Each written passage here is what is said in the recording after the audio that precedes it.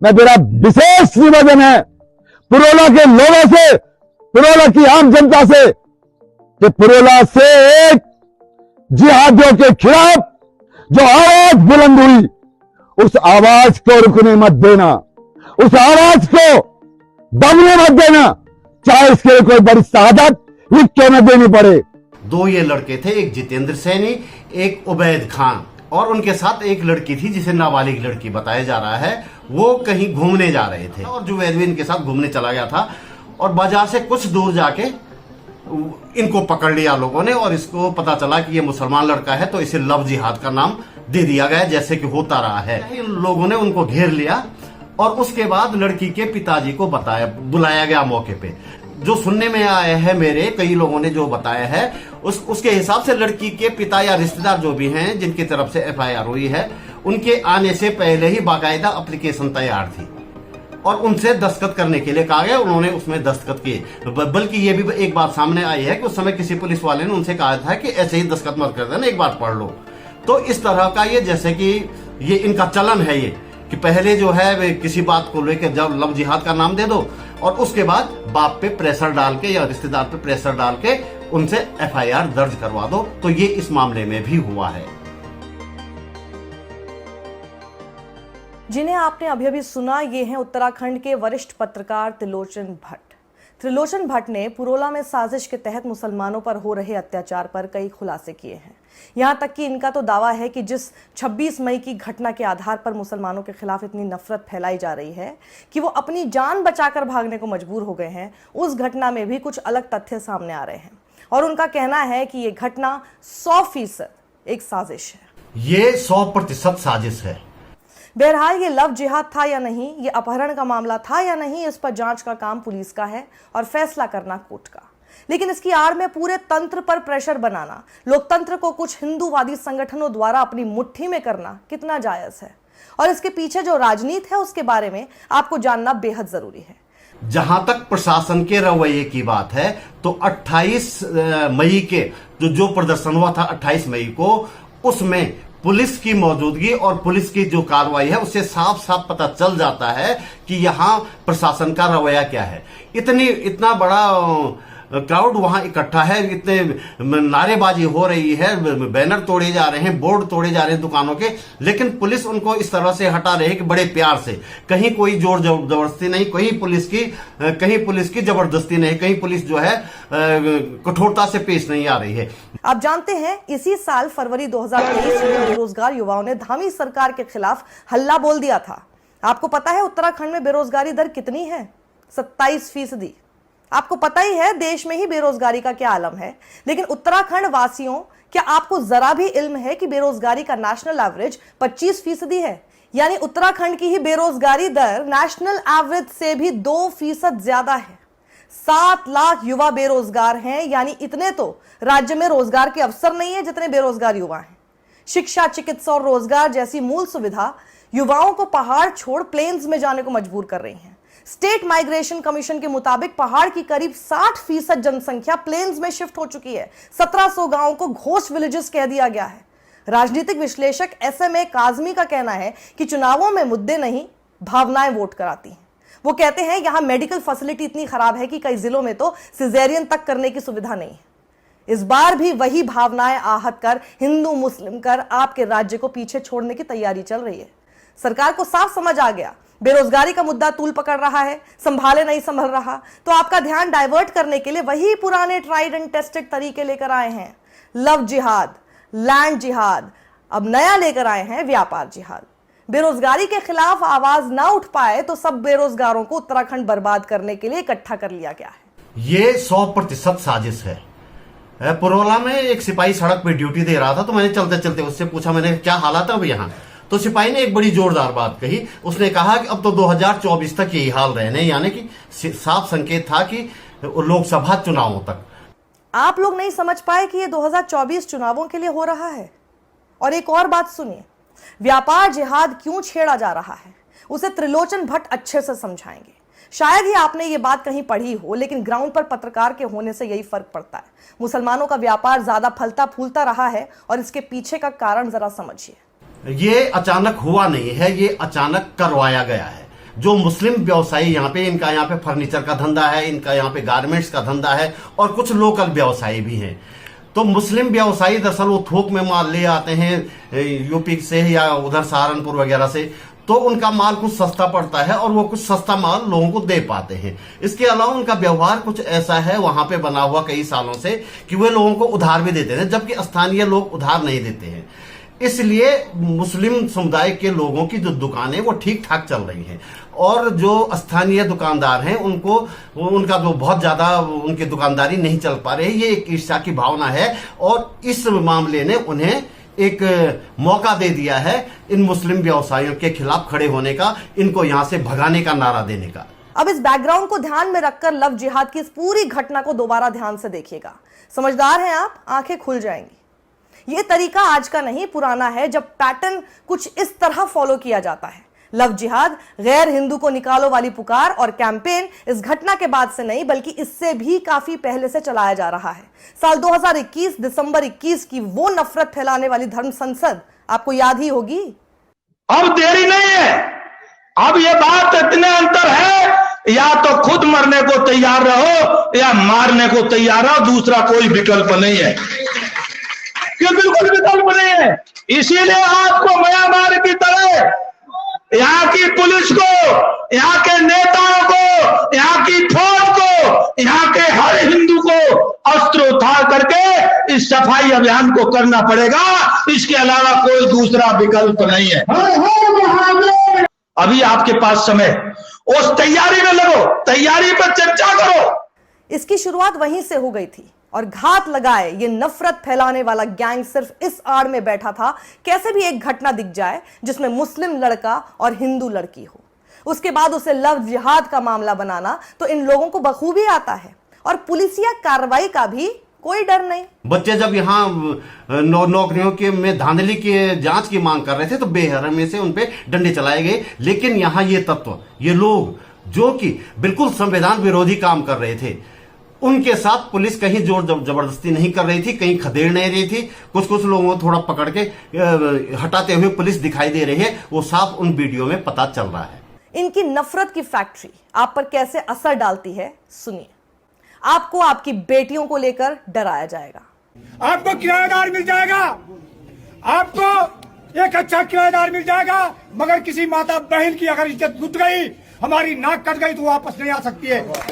आपको पाकिस्तान का नाम लेकर खौफ पैदा किया जाएगा। पीपल मंडी को अगर मैं मिनी पाकिस्तान कहूंगा तो गलत नहीं होगा। आपको ऐसा जहर दिया जाएगा कि आप अपने पड़ोसी, अपने सालों पुराने दोस्तों पर भी शक करने लगे। बिना लड़कियों और महिलाओं की मौजूदगी के इनका एजेंडा पूरा नहीं हो पाएगा, इसलिए ये लगातार आपको शामिल होने के लिए उकसाएंगे। भूमि को बचाना है, अभिनंदन पूरा फुल हो चुका है। इस्लाम की कट्टरपंथी की धन्यवाद माता और निगाह पर है। और इन सब के बीच बीजेपी का नारा जय श्री राम जरूर लगेगा। जय श्री राम, जय श्री राम, जय श्री राम। धन्यवाद। देख लिया, यही वो बात है। अपना पॉलिटिकल एजेंडा चलाना है, जुटाई भीड़ को यह भी बताना है कौन तुम्हारे साथ है, तो लग गया जय श्री राम का नारा। वैसे मुझे हैरानी हो रही है कि अमन चैन पसंद समझदार उत्तराखंड के लोगों को मुझे ये सब बातें बतानी पड़ रही हैं। इस नारे को ही सुनकर आपको समझ जाना चाहिए था, आपने अपने बच्चों को राजनीतिक प्यादा बना दिया है।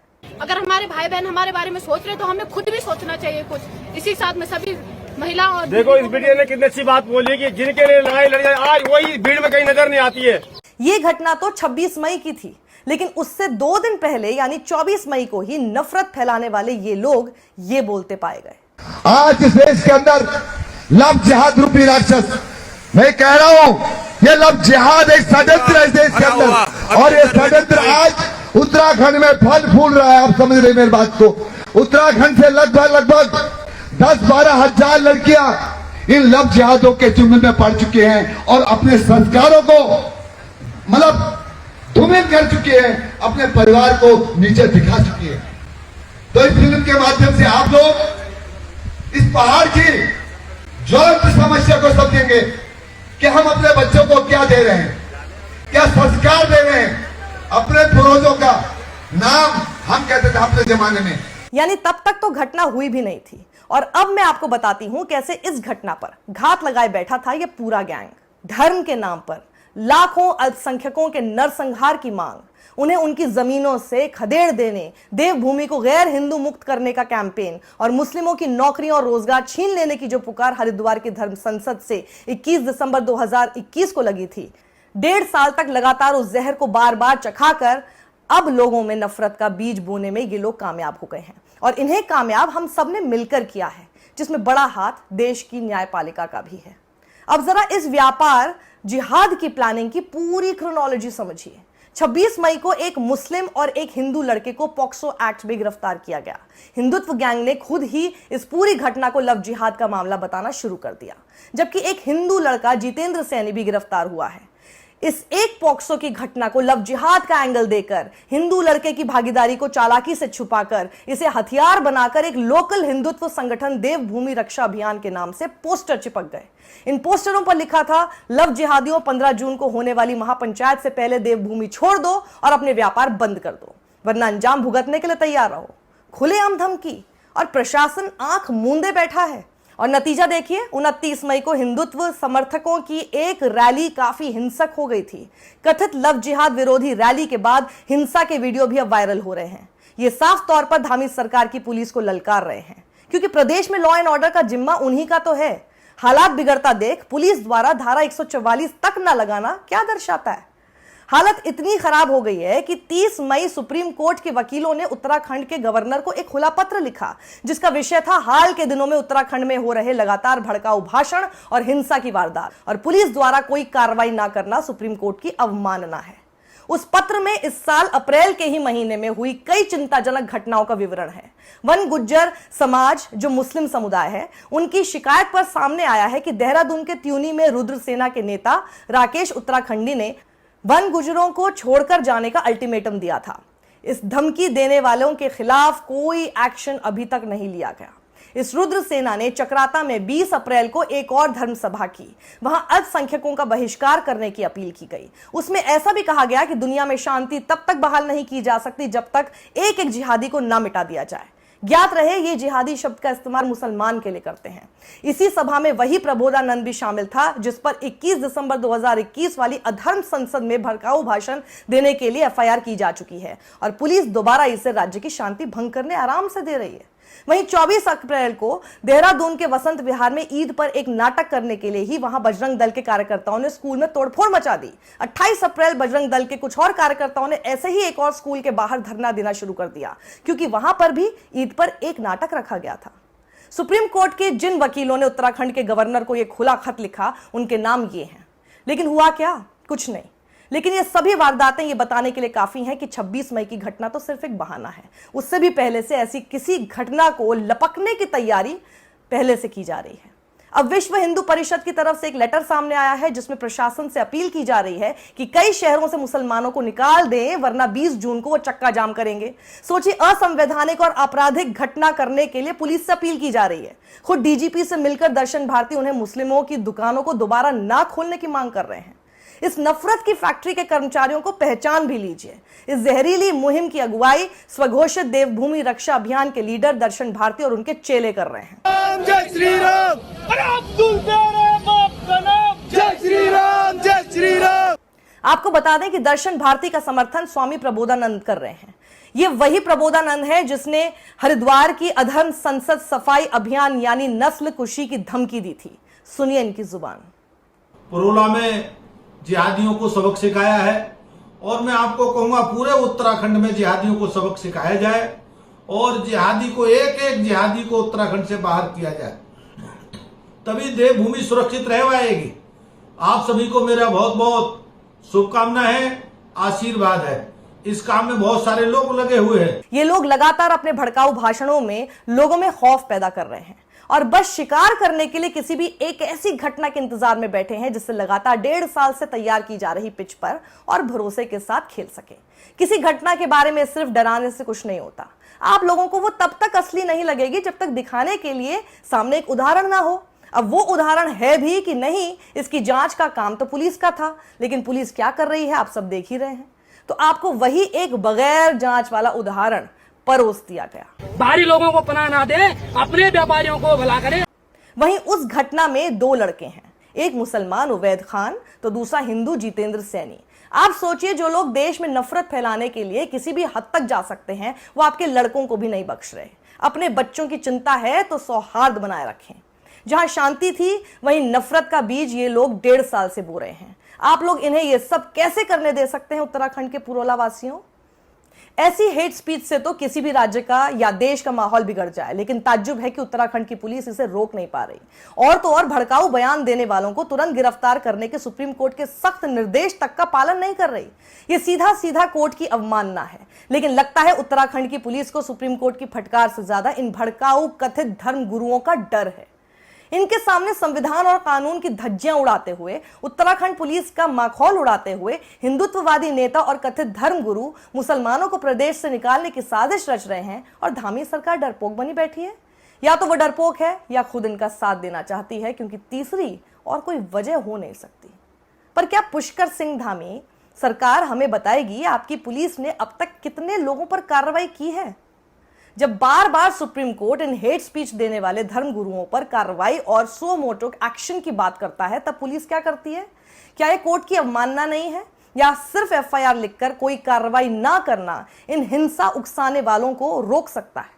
भाजपा की राज्य सरकार और उसके मुख्यमंत्री बार बार इन अधर्म गुरुओं और उनके चेलों से मिलते हैं। वो खुद इस कथित लैंड जिहाद पर जमकर राजनीति करते हैं। पिछले महीने ही सुप्रीम कोर्ट के सीनियर वकीलों ने राज्य सरकार को एक पत्र में वन गुर्जर लोगों की जमीनों पर गैर संवैधानिक कार्रवाई न करने की मांग की थी। उन्होंने हेट स्पीच और हेट क्राइम पर सुप्रीम कोर्ट के आदेश लागू करने की मांग भी की थी।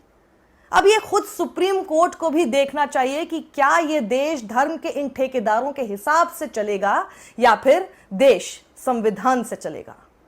सत्यमेव जयते।